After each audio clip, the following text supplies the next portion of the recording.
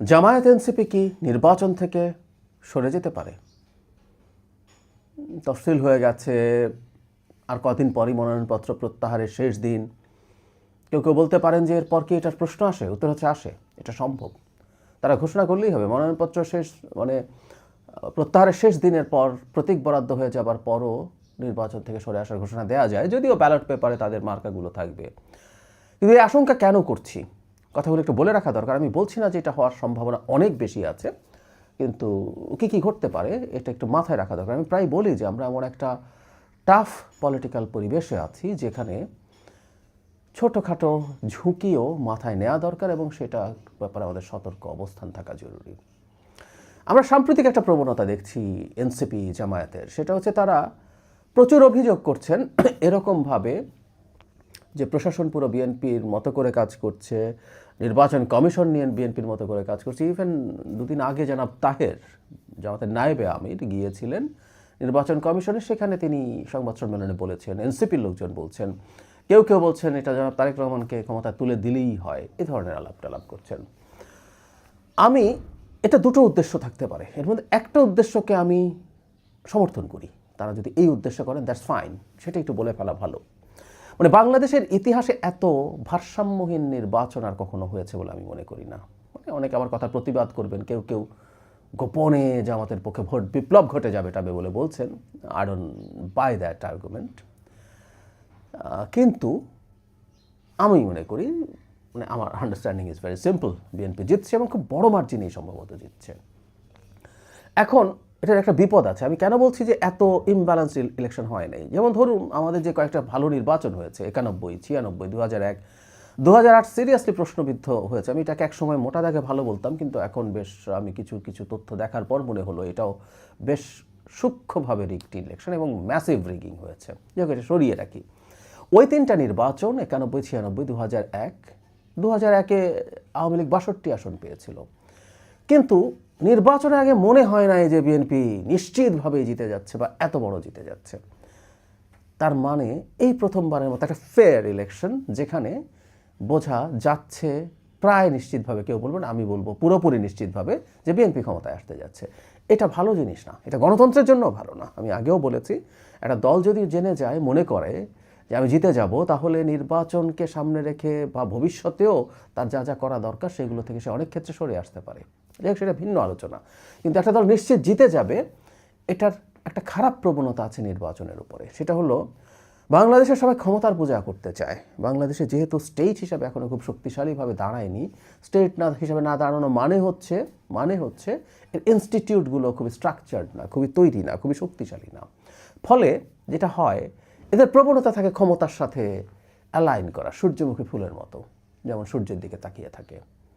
BNP নিশ্চিতভাবে জিতে যাচ্ছে এই কারণে প্রশাসন, পুলিশ বা দেশের আরও বিভিন্ন ইনস্টিটিউট, বিভিন্ন সংগঠনের প্রবণতা হতে পারে বিএনপির দিকে অ্যালাইন্ড হয়ে যাওয়া এবং বিএনপির জেতায় না চাইতেও সাহায্য করা। কথাটা এই রকম হচ্ছে, এটা হয়। যেমন ধরি, আমি এখনও বলছি না প্রশাসন পুলিশে হয়েছে, মিডিয়া, অনেকগুলো মিডিয়া যে ধরনের কাভারেজ জনাব তারেক রহমান ফিরে আসার পর বা তারও আগে থেকে করছেন, তার স্ত্রী জোবাইদা রহমান যখন একবার মাঝে দেশে আসলেন, সেটা যে ধরনের কাভারেজ কোনো পত্রিকা দিয়েছে, এটা খুবই দুঃখজনক। এখন জনাব তারেক রহমান কি এটা বলেছেন? উত্তর হচ্ছে না, তিনি বলেন। আমি কনফিডেন্টলি বলতে পারি, তাকে আমরা এখন যেরকম দেখি। কিন্তু ওই পত্রিকাগুলো নিজ থেকে এই কাজগুলো করছে। তার সুদৃষ্টি যদি পাওয়া যায়, যদি আমি মনে করি এটা করে তার সুদৃষ্টি পাওয়া যাবে না, বরং তিনি বিরক্ত হওয়ার সম্ভাবনাই অনেক বেশি। ঠিক একইভাবে বিএনপি চাক বা না চাক, প্রশাসনের এই অ্যালাইনমেন্টের প্রবাবিলিটি আছে। বিএনপি চাইছে, আমার মনে হয় না যে দলটা সত্যিকারভাবেই জিতে যাবে, প্রায় নিশ্চিতভাবে জিতে যাবে, সে তার নির্বাচন কলঙ্কিত করতে চাইবে না। কিন্তু প্রশাসনের প্রবণতা থাকতে পারে, আমি বলছি না এটা হয়ে গেছে। ফলে অন্য দলগুলোর এই ধরনের চাপ প্রয়োগ করা উচিত, এটা আমি বিশ্বাস করি এবং আমি এটা পছন্দও করি। জামাত, এনসিপি বা আদার পার্টিস, তাদের উচিত হবে এই চাপটা রাখা। এই চাপটা রাখলে ভালো, তবে চাপটা সাবস্ট্যান্টিভ হতে হবে। যে আপনি তথ্য দিয়ে বলছেন, প্রশাসন নিয়ে অভিযোগ যখন করছেন, তথ্য নিয়ে বলুন যে এটা হচ্ছে এই কারণে, জনগণের সামনে এভাবে রিভিল করা দরকার। নির্বাচন কমিশনের বিরুদ্ধে অভিযোগ করছেন, তথ্য দিয়ে বলুন যে নির্বাচন কমিশন এটা করছে, এর মাধ্যমে পক্ষপাত করা হচ্ছে বা বিএনপির দিকে তারা হেলে গেছেন, আমরা বলছি। এভাবে হলে সবচেয়ে ভালো হয়। এটা একটা দিক। আরেকটা ঝুঁকির জায়গা আমি যদি বলি যে আপনি আগে বেশ কিছু অভিযোগ করে রাখছেন, সো দ্যাট কোনো একটা সময় আপনি বলবেন আমি নির্বাচনে যাচ্ছি না, আমি তো এতদিন ধরে বলেছি আপনাদেরকে দেখুন কি অবস্থা ছিল, লেভেল প্লেয়িং ফিল্ড নাই, সবাই মিলে বিএনপিকে ক্ষমতায় বসিয়ে দেওয়ার জন্য কাজ করছে, তাই আমরা নির্বাচন করে কি করব, আমরা নির্বাচন থেকে সরে যাচ্ছি। এই চেষ্টা হতে পারে। আমরা খেয়াল করব এখনও জাতীয় পার্টির বিরুদ্ধে জনাব আসিফ মাহমুদ সজীব ভূঁইয়া কথা বলে এসছেন এই কিছুদিন আগে, 2-3 দিন আগে নির্বাচন কমিশনে গিয়ে তারা যেন নির্বাচনে থাকতে না পারে। জাতীয় পার্টি এই নির্বাচনে থাকছে, এটা এখন প্রতিষ্ঠিত। এরপরও এই কথা বলছেন। জাতীয় পার্টিকে যখন সরানোর আলাপ আসবে আমি প্রেডিক্ট করেছিলাম, কারণ জাতীয় পার্টি যদি আর মাঠে না থাকে তখন তাদের হাতে মারাত্মক বার্গেনিং পাওয়ার থাকে।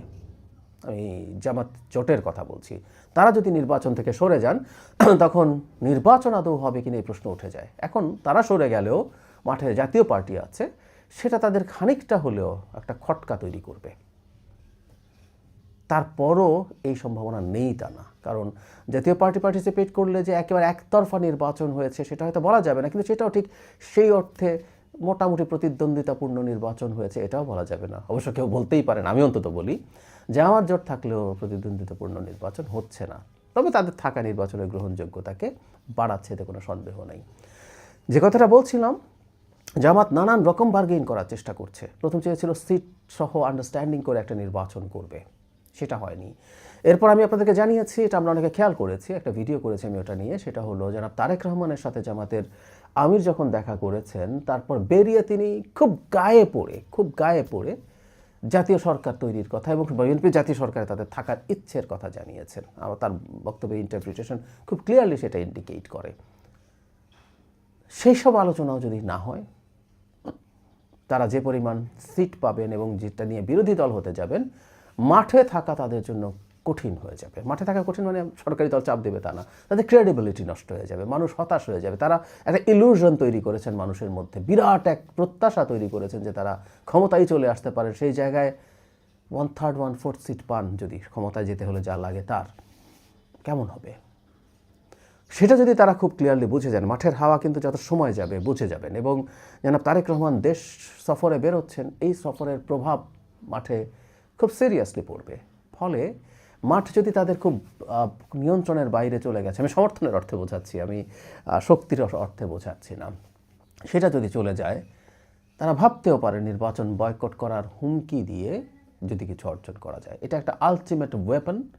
এটা দিয়ে তারা ভাবতে পারেন কাজ হবে কিনা ইজ এ ডিফারেন্ট ডিবেট, কিন্তু তারা ভাবতে পারেন কাজ হবে। আমি এই সন্দেহ প্রকাশ করে রাখি। অনেক সম্ভাবনা আছে তা বলছি না, কারণ হলো তাদের বোঝা উচিত অ্যাটলিস্ট দেশের নির্বাচনকে যদি আনসার্টেইন করে তোলা হয়, এরপর এখানে আমরা যেখানে যাব এটা একবারে আননোন টেরেইন, ওখানে গিয়ে আমরা আসলে কিছুই বুঝতে পারবো না কি হবে না হবে। আমাদের মাথায় হয়তো এক ধরনের পরিকল্পনা থাকবে, আমাদেরকে অনেকে আশা দেবে, অনেকে উস্কানি দেবে, সব দেওয়ার পরও যেখানে কি আমরা পড়বো সেখানে সবার যে বড় বড় বিপদ হয়ে যাবে।